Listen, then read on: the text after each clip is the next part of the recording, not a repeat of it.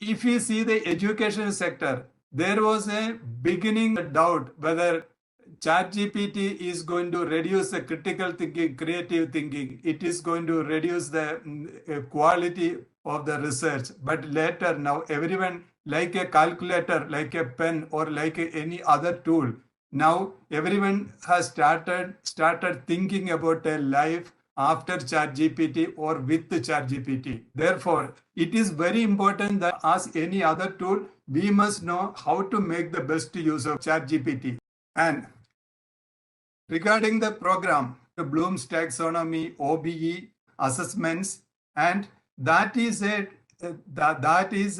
place from where we start, because ultimately we are going to use ChatGPT for OBE and for pedagogical excellence.